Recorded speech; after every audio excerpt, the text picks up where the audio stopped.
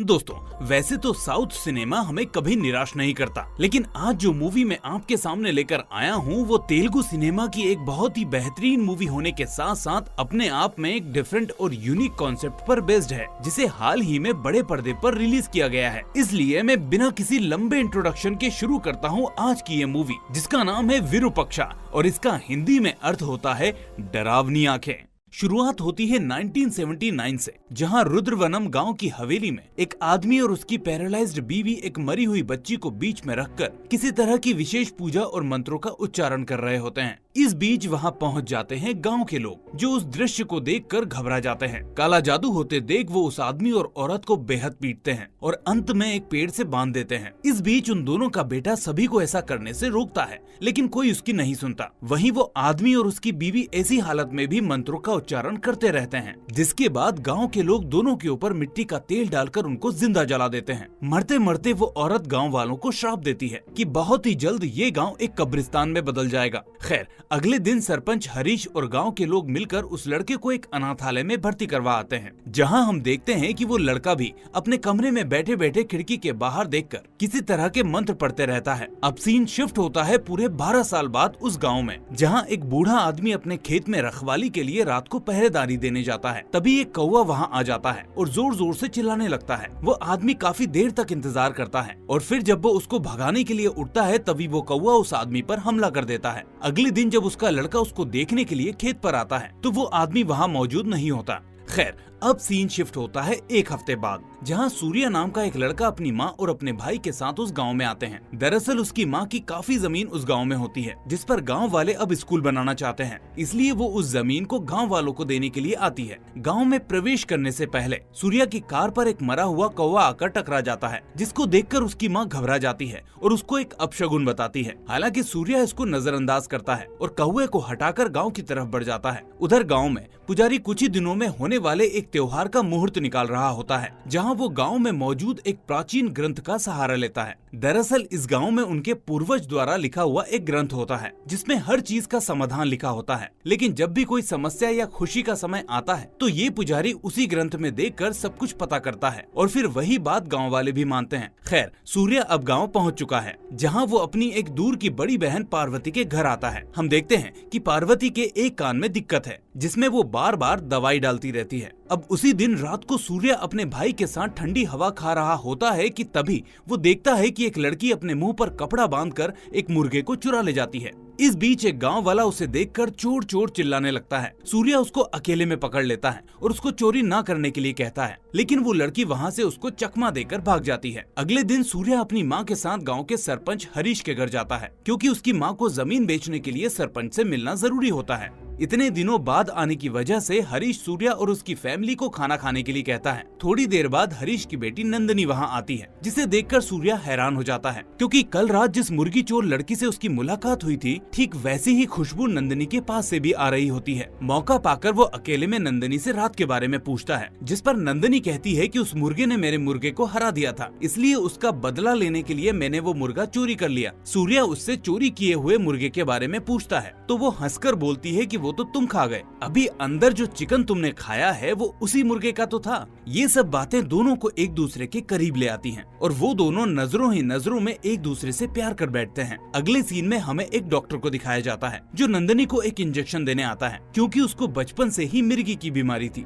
इसलिए हर हफ्ते इंजेक्शन लगाना जरूरी था। खैर, अब सीन शिफ्ट होता है उसी बूढ़े आदमी पर, जो कौवे के हमले के बाद एक हफ्ते से गायब था। दिखने में ऐसा लगता है जैसे ये आदमी किसी अजीब सी बीमारी से ग्रस्त है। वहीं दूसरी तरफ हम देखते हैं कुमार नाम के लड़के को, जो किसी दूसरे गांव से इस गांव में अपनी प्रेमिका सुधा से मिलने आता है। दरअसल सुधा नंदनी के घर में काम करने वाले नौकर की बेटी होती है, इसलिए नंदनी कुमार से मिलने में सुधा की हर बार मदद करती है। अब हम देखते हैं सूर्या की माँ को, जो पार्वती को अपना पुराना मकान ऐसे ही दे देती है। वो कहती है कि इस गांव में मेरे बच्चे रहेंगे नहीं, इसलिए मैं इस घर का क्या करूंगी, तुम यहाँ रहती हो इसलिए मैंने ये मकान तुम्हारे नाम कर दिया है। इस मौके पर नंदनी भी पार्वती के घर पर मौजूद होती है, इसलिए वो सूर्या की माँ की ये दरिया दिली को देखकर इमोशनल हो जाती है। इसके बाद सूर्या की माँ सूर्या से नंदिनी को उसके घर छोड़कर आने के लिए कहती है, जहाँ रास्ते में सूर्या अपने प्यार का इजहार उससे कर देता है, लेकिन नंदिनी उसके इस प्यार को ठुकरा देती है। ऐसा नहीं था कि वो सूर्या से प्यार नहीं करती थी, लेकिन वो उस गांव को छोड़ना नहीं चाहती थी। उसे उस गांव से बहुत प्यार था। खैर, अगले दिन गांव का त्योहार आता है, जिसके लिए उस गांव के साथ साथ दूसरे गांव वाले भी वहां इकट्ठा होते हैं। इस बीच अचानक वो बूढ़ा आदमी आ जाता है। उसे देखकर लगता है जैसे वो किसी और के काबू में हो। गांव वाले उसको देखकर हैरान रह जाते हैं, क्योंकि सभी उसको पिछले एक हफ्ते से ढूंढ रहे थे। इसके बाद वो खून की उल्टियां करता हुआ सीधा मंदिर में जाता है, जहां उसकी मौत हो जाती है। सभी लोग ये देखकर बेहद डर जाते हैं, क्योंकि पूजा के दिन ये सब होना एक बहुत ही बड़ा अनर्थ होता है। पुजारी फौरन वो ग्रंथ मंगवाता है और इस समस्या का हल निकालता है। वो कहता है कि इस आदमी के मरने से मंदिर अपवित्र हो गया है और गाँव में भी मनहूस साया छा गया है, इसलिए इस गाँव में एक हफ्ते तक हर आदमी का आना जाना बंद करना होगा। पूजा के बाद गांव की सीमा पर एक घेरा किया जाएगा और कोई भी आदमी ना तो उस घेरे के बाहर जाएगा और ना उसके अंदर आएगा। इसलिए जो लोग अभी गांव से बाहर जाना चाहते हैं वो चले जाएं। हम इस विधि को कल से शुरू करेंगे। पुजारी के ऐलान के बाद सरपंच हरीश गांव वालों को एक हफ्ते भर का अनाज देने लगता है, ताकि इस हफ्ते के दौरान किसी को खाने की समस्या ना हो। इसी वजह से अब सूर्या की माँ भी वहाँ से जाने का फैसला करती है, लेकिन जाने से पहले सूर्या नंदिनी से मिलना चाहता था, पर अब इतना वक्त नहीं था। वहीं नंदिनी भी सूर्या से दूर होने के बारे में सोचकर परेशान हो रही होती है कि तभी उसे मिर्गी का दौरा पड़ जाता है। हरीश अपनी बेटी को ऐसी हालत में देखकर डॉक्टर को बुलाता है, लेकिन उसके पास वो इंजेक्शन खत्म हो गया था, इसलिए वो अपने क्लिनिक पर उस दवाई को लाने के लिए फोन करता है। उधर सूर्या अपनी माँ और भाई के साथ गाँव से निकल चुका होता है। तभी उसे रास्ते में एक आदमी मिलता है जिसका एक्सीडेंट हुआ था। पता करने पर मालूम होता है कि ये वही क्लिनिक वाला बंदा था जो नंदिनी का इंजेक्शन लेकर जा रहा था। इसलिए सूर्या फौरन इंजेक्शन लेकर वापस गांव की तरफ निकल जाता है। जब वो वापस गांव में कदम रखता है तब पुजारी गांव की सीमा को उस घेरे से कवर कर रहे थे, लेकिन जब तक डॉक्टर नंदिनी को इंजेक्शन लगाता है तब तक पुजारी पूरे गाँव को उस घेरे से कवर कर देता है, जिसकी वजह से अब सूर्या वहाँ से वापस नहीं जा पाता और पूरे एक हफ्ते के लिए गाँव में ही रुक जाता है। उसी रात सुधा उस गाँव से भागने का प्लान बनाती है, क्योंकि कुमार और वो शहर जाकर अपनी नई जिंदगी शुरू करना चाहते थे। खैर, रात को सुधा उस गांव की सीमा को तोड़कर रेलवे स्टेशन चली जाती है, जहां कुमार उसका इंतजार कर रहा था। ट्रेन आने से पहले दोनों अपने फ्यूचर के बारे में बात करने लगते हैं, जिस बीच अचानक बातों ही बातों में कुमार रेलवे ट्रैक पर चला जाता है और एक ट्रेन उसको कुचल देती है। सुधा ये देखकर अपना होश खो बैठती है। वो बेसुध हालत में वापस अपने गाँव आती है। हम देखते हैं जैसे ही वो गाँव में वापस एंटर होती है, वैसे ही पूरे गाँव की मशालें एक साथ बुझ जाती है, जैसे किसी साए ने उस गाँव को घेर लिया हो। खैर, सुधा अब गांव की बीहड़ में पहुंचती है और खुद के फेस को एक मधुमक्खी के छत्ते में डाल देती है। उधर दूसरे दिन नंदिनी सूर्या को उसकी जान बचाने के लिए थैंक यू बोलती है और कहती है कि हम कभी मिल नहीं पाएंगे, क्योंकि मैं इस गांव को कभी नहीं छोड़ सकती और ये गांव ही मेरा घर है। इसके बाद वो अपने गले से एक लॉकेट निकालकर सूर्या के गले में डालती है और कहती है कि ये मेरी निशानी है जो हमेशा तुम्हारे दिल के पास रहेगी। इस तरह समझ लेना कि मैं तुम्हारे पास ही हूँ। उसी रात पार्वती अपने बेटे को कुछ पढ़ा रही होती है कि तभी उसे गांव के एक कोने से किसी आदमी के रोने की आवाज आती है। वो जाकर देखती है तो उसे गांव का ही एक आदमी दिखता है जिसका नाम सूरी होता है। वो पूछती है कि सूरी भाई क्यों रो रहे हो, जिस पर सूरी कुछ नहीं कहता और चाकू से अपनी गर्दन काट लेता है। ये देखकर पार्वती चीखने लगती है, जिसके बाद वहाँ गांव के लोग इकट्ठा हो जाते हैं। सभी को लगता है कि सूरी के ऊपर कर्ज था, शायद इस वजह से उसने आत्महत्या कर ली होगी, क्योंकि 8 दिनों तक वो काम पर जाकर पैसे नहीं कमा सकता था। खैर, अगली सुबह पार्वती अजीब सा बिहेव करने लगती है, जैसे वो अपने होश में ना हो, और इसी बीच वो अपने कान में एक बड़ी सी सुई डालकर सुसाइड कर लेती है। उसकी मौत को देखकर पूरा गाँव बेहद दुखी होता है, क्योंकि एक दिन में गाँव के लोगों ने 2 मौतें देख ली थी। ऊपर से सभी लोग गाँव में हो रही अजीबोगरीब घटनाओं से भी डर रहे थे। इन सभी चीजों को देखते हुए पुजारी को कुछ शक होने लगता है और वो सभी से कहता है कि घर घर जाकर पता करो, हर आदमी अपने घर पर है या नहीं, किसी ने उस घेरे को तो नहीं तोड़ा है। उधर सुधा के माता पिता अपनी बेटी को लेकर रात से परेशान थे, लेकिन जब सभी लोग एक दूसरे के घर जाकर लोगों के बारे में पता कर रहे थे तो एक गांव वाले ने उनसे सुधा के बारे में पूछा। इस पर सुधा की माँ ने कहा वो घर में ही है और नहा रही है, जिस पर गाँव के लोग वहाँ से चले जाते हैं। वहीं पार्वती के अंतिम संस्कार के लिए लोग गांव से बाहर नहीं जा सकते थे, इसलिए पुजारी सभी को एक पुराने घर के पेड़ के नीचे अंतिम संस्कार करने को बोलते हैं। वहीं सूर्या की नजर पार्वती के कान पर पड़ती है। उसको याद आता है कि पार्वती दीदी के दूसरे कान में दिक्कत थी और जिस कान में उन्होंने सुई डाली वो उनका दूसरा कान था।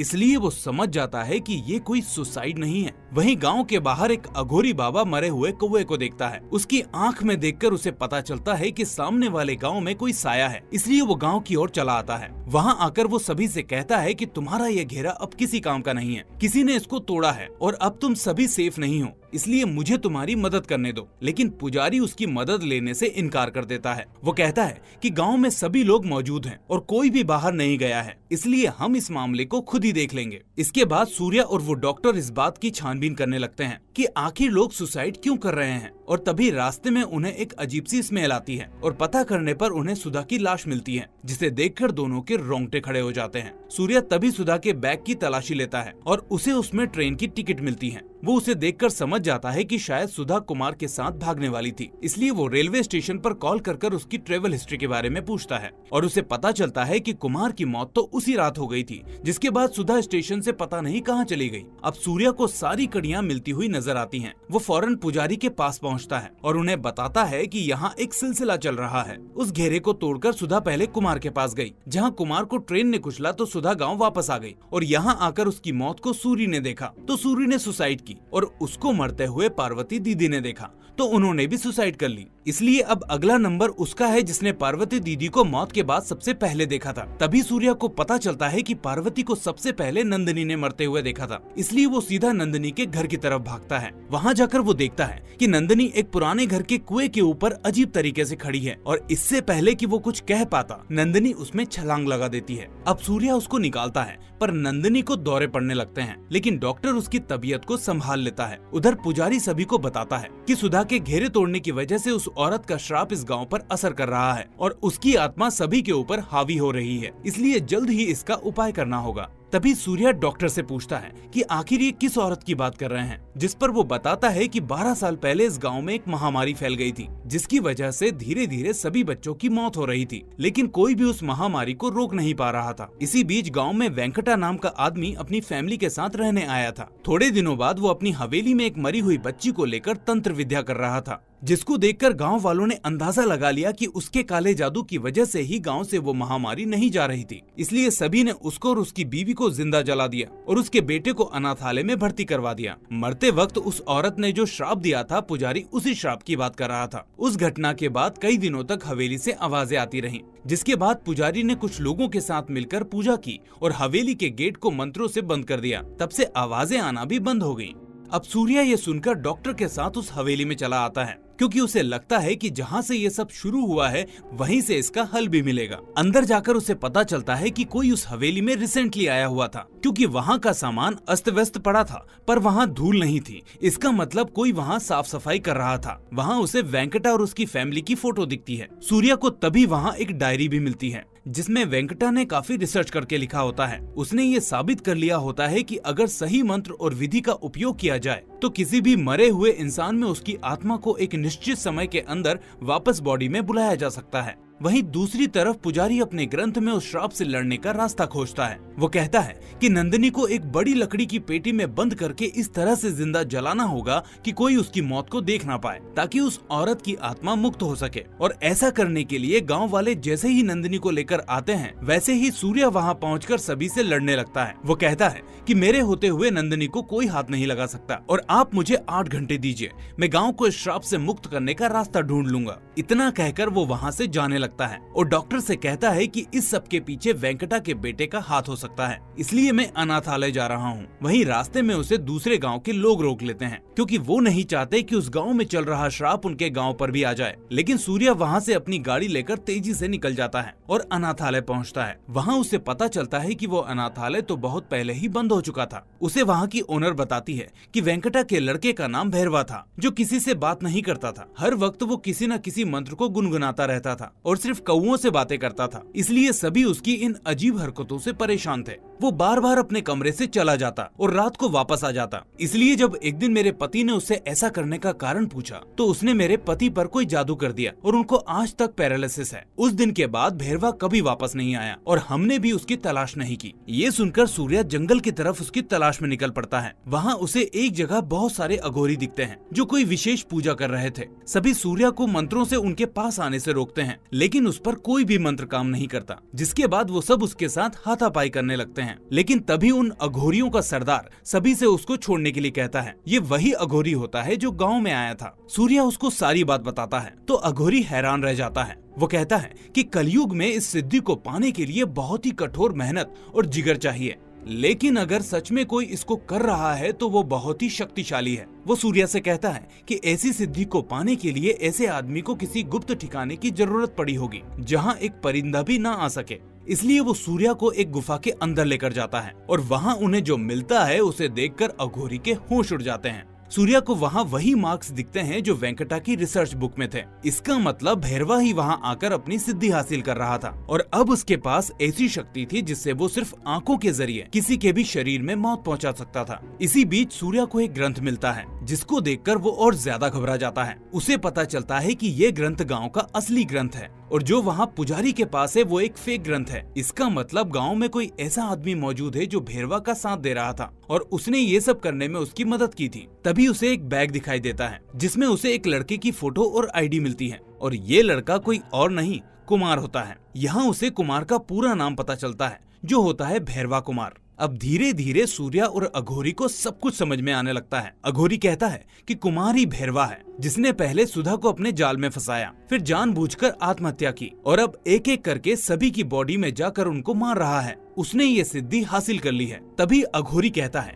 कि हमें गांव में उस आदमी को ढूंढना होगा जो उसकी मदद कर रहा है, क्योंकि अगर उसका पता चल गया तो ये साइकिल टूट जाएगा। ये सिद्धि अकेले एक आत्मा पूरी नहीं कर सकती, जरूर कोई है जो मंत्रों से इस सिद्धि को उस गांव में फैला रहा है। उधर गांव में सभी लोग अब देर होते ही नंदिनी को एक लकड़ी की पेटी में डालने लगते हैं। उसका पिता हरीश चाहते हुए भी लोगों को नहीं रोक पाता। वहीं सूर्या अपनी कार में अघोरी को लेकर गांव आ रहा होता है। तभी अघोरी उससे पूछता है कि एक बात मेरे समझ में नहीं आई कि जब मेरे लोग तुम्हारे ऊपर मंत्र पढ़ रहे थे तो आखिर वो मंत्र तुम्हारे ऊपर असर क्यों नहीं कर रहे थे। अब सूर्या इसका जवाब देता उससे पहले ही दोनों का एक्सीडेंट हो जाता है। वहीं गाँव वाले अब अपनी पूजा शुरू करते हैं। सभी लोग एक एक करके अपना रक्तदान करने लगते हैं ताकि वो इस श्राप से मुक्त हो जाएं। वहीं सूर्या अकेले ही पैदल उस गांव की तरफ भागता है, पर रास्ते में फिर से उसे दूसरे गांव के लोग जाने से रोकते हैं, पर वो किसी तरह उनसे निपटकर अपने गांव में पहुंच जाता है। गांव पहुंचकर वो पुजारी को असली ग्रंथ दिखाता है और कहता है कि हमें इसमें अपना सही उपाय देखना होगा, पर अब तक काफी देर हो चुकी थी।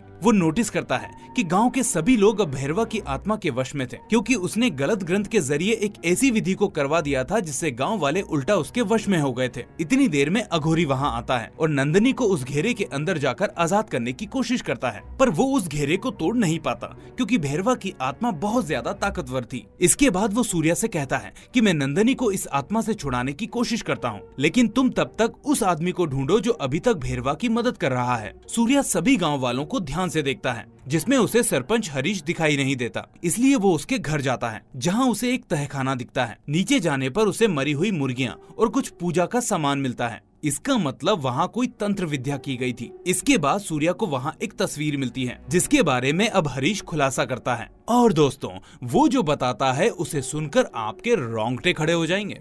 वो कहता है कि जब वेंकटा के घर को बंद किया गया था तो उसके बाद कई बार घर के अंदर से आवाजें आती थी, इसलिए एक दिन जब मैं अकेले वहाँ गया तो मुझे पता चला कि वेंकटा की एक बेटी भी थी, ठीक वैसे ही जैसे सूर्या को उस तस्वीर में दिख रही थी। हरीश कहता है कि मैं उस अकेली लड़की को वहाँ नहीं छोड़ पाया और अपने साथ ले आया। मैंने उसका नाम नंदिनी रखा और पाल पोस कर बड़ा किया। यहाँ सूर्या अब अंदाजा लगा लेता है कि भैरवा की मदद करने वाला और कोई नहीं बल्कि नंदिनी ही थी, और यही वो वजह थी जिसके कारण वो गाँव को छोड़कर नहीं जाना चाहती थी, क्योंकि उसे इस गाँव से बदला लेना था। इतना सुनकर सूर्या जल्दी से नंदिनी की तरफ चला जाता है। वहीं अघोरी अपनी शक्तियों से नंदिनी और भैरवा पर काबू पाने की कोशिश करता है, लेकिन वो ऐसा नहीं कर पाता। इस बीच दोनों भाई बहन मिलकर अपने मंत्रों से सामने के पेड़ में आग लगा देते हैं और सभी गांव वालों को उस पेड़ की तरफ जाने का इशारा करते हैं। ऐसा करते ही सभी लोग उस पेड़ की तरफ बढ़ने लगते हैं और इसी बीच सूर्या नंदिनी के सामने आ जाता है। वो उससे कहता है कि तुम दोनों मिलकर इन मासूम गाँव वालों को मार रहे हो, जबकि गलती तुम्हारे पिता की है जो काला जादू कर रहे थे, जिसकी वजह से गांव से महामारी नहीं जा रही थी। इस पर भैरवा और नंदिनी नंदनी जोर से चिल्लाते हैं और कहते हैं कि तुम्हें कुछ नहीं पता, ये सच नहीं है। और इसके बाद वो असली बात बताते हैं। नंदनी कहती है कि उसकी माँ को पैरालिसिस था। उसके पिता अपनी बीवी को ठीक करने के लिए आयुर्वेद के सारे इलाज अपना लेते हैं, लेकिन उससे कोई फायदा नहीं होता। मेडिकल साइंस से हार मानकर वो और रिसर्च करने लगते हैं, जहाँ उन्हें अथर्ववेद से एक सिद्धि का पता चलता है, जिसके इस्तेमाल से किसी भी मरे हुए व्यक्ति के अंगों की शक्ति को दूसरे इंसान की बॉडी में पहुंचाया जा सकता था। इसलिए जब उन्होंने इस पर महारत हासिल की तो वो एक दिन घर पर एक लड़की की लाश को लेकर आए, ताकि उसके शरीर के सही सही अंगों की ऊर्जा को उसके पिता अपनी पत्नी के अंगों तक पहुंचा सके और वो ठीक हो सके। लेकिन इससे पहले कि वो इस पूजा में सफल होते, गांव वाले वहां आ गए और इस काम को काला जादू समझकर मेरे पिता को जिंदा जला दिया। इसके बाद उन्होंने हवेली का दरवाजा भी बंद कर दिया। पर कुछ दिनों बाद हरीश अंकल आए और उन्होंने मुझे गोद लिया और मेरी देखभाल की। इस बीच में बड़े होकर हवेली में आती जाती रही और उन किताबों को पढ़ती रही। इस बीच एक दिन मुझे वहाँ मेरा भाई दिखा, जो मेरी तरह मन में बदले की भावना रखता था। हम दोनों ने मिलकर गांव का विनाश करने की पूरी प्लानिंग की और गांव के ग्रंथ को एक फेक ग्रंथ से बदल दिया, जिसके बाद ये लोग हमारे वश में हो गए। सूर्या उसको समझाता है कि माना इन लोगों ने ये गलती जानबूझकर नहीं की, लेकिन तुम तो इनको जानबूझकर मार रहे हो। इसमें कई गांव वालों की कोई गलती नहीं है, इसलिए अगर तुम्हें इनको मारना है तो पहले मुझे मारना होगा, लेकिन तुम ऐसा नहीं करोगी क्योंकि तुम मुझसे प्यार करती हो। नंदनी कहती है कि मैं तुमसे प्यार नहीं करती। इस बीच भैरवा की आत्मा सूर्या पर हमला करती है, पर उसका कुछ नहीं बिगाड़ पाती। ऐसा इसलिए हुआ क्योंकि नंदनी ने उसको जो लॉकेट पहनाया था, उसको उसके पिता ने उसकी माँ की रक्षा के लिए मंत्रों से बनाया था, जिसको कोई तोड़ नहीं सकता था। और यही वजह थी कि सूर्या पर अघोरियों के मंत्रों का भी कोई असर नहीं हुआ था। इसके बाद सूर्या अपने पेट में खुद ही चाकू मार लेता है, जिसे देखकर नंदनी घेरा तोड़कर उसके पास आती है और उसे ऐसा करने से रोकती है। वो सूर्या को गले से लगा लेती है। वो कहती है कि तुम मुझे तो रोक लोगे, लेकिन मेरे अंदर की बदले की आग को कैसे रोक पाओगे। तभी सूर्या रोते रोते एक डिसीजन लेता है और नंदनी की पीठ पर चाकू से हमला कर देता है। नंदनी मरते मरते उसको किस करती है और कहती है, सूर्या तुमको जीना होगा। ऐसा करते ही नंदनी मर जाती है और भैरवा की आत्मा भी आजाद हो जाती है। और इस बीच गांव वाले भी अचानक से बेहोश होकर गिर जाते हैं। मूवी के फाइनल सीन में हम देखते हैं कि सूर्या की आंखों में एक अजीब सी चमक है और यही होता है मूवी का दी एंड। तो दोस्तों, हमें उम्मीद है कि साउथ की इस शानदार मूवी ने आपका भी दिल जीत लिया होगा, जिसे सच में एक्सप्लेन करना हमारे लिए भी बहुत मुश्किल था। ऐसी मूवीज को एक्सप्लेन करने के लिए हमें बहुत मेहनत करनी पड़ती है। इसलिए आपसे रिक्वेस्ट है कि अगर सच में आपको ये मूवी पसंद आई हो तो मूवी को लाइक करके अपने दोस्तों के साथ शेयर करना ना भूलें और आगे भी ऐसी शानदार मूवीज के लिए हमसे जुड़े रहें। फिर मिलेंगे आपसे नई कहानी के साथ। तब तक के लिए goodbye and thanks for watching.